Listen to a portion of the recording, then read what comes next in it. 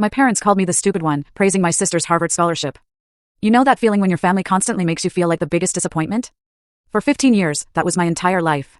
But at my sister's ridiculously lavish graduation party last week, with 200 people watching my parents practically crown her the queen of success, a complete stranger walked up to me, slipped an envelope into my hand, and whispered, "Your grandfather knew the truth." What happened next? It wasn't just shocking, it tore my family's carefully constructed world apart. My name is Grace Anderson, and I was the family's invisible footnote. While my sister, Isabella, was collecting Harvard degrees and six-figure job offers like they were Pokemon cards, I was teaching finger painting to 5-year-olds. And I loved it. But try telling that to my parents. They lived on the 68th floor of the Anderson family penthouse, overlooking Central Park. Every morning, from their $50,000 walnut dining table, I'd watch them sip coffee from Waterford Crystal, meticulously planning Isabella's next big move. That original Monet above their fireplace? It cost more than I'd make in 20 lifetimes as a public school art teacher. Meanwhile, my studio apartment in Queens had ceiling water stains and a radiator that clanged like a ghost with anger issues. Isabella would strut around with designer bags that cost more than my annual rent, while I held my art supplies in a canvas tote I'd painted myself in college. The contrast was brutal, and my parents went out of their way to highlight it. Grace teaches at PS 47, my mother would tell her country club friends, her voice dropping as if she were confessing a family crime. Isabella just made law review at Harvard. It was always a comparison, like salt and pepper, except one was Himalayan pink salt, and I was just dirt. Here's the thing, though, I genuinely loved my job.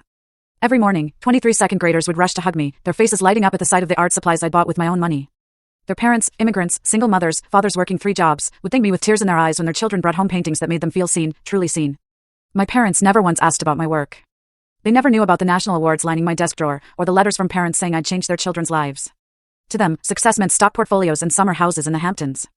But I kept showing up to every family dinner, every celebration. Not for them, not really. It was for my grandfather, who had passed away 10 years ago. He was the only one who ever looked at me and said, "Grace, you're going to change the world." Just not the way they expect. I had no idea how right he was.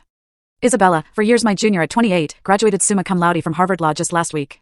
The dean himself shook her hand, and White & Case offered her a starting salary of $215,000 before she even tossed her cap in the air. Her Patek Philippe watch, a graduation gift from Dad, cost more than my entire annual salary of $42,000. She already owned an investment portfolio that would make most CEOs weep with envy. Her LinkedIn profile read like a Wall Street fairy tale: Harvard undergrad, Harvard Law, summer associate at 3 Fortune 500 companies, published in the Yale Law Journal twice. Mine? Art teacher at PS 47.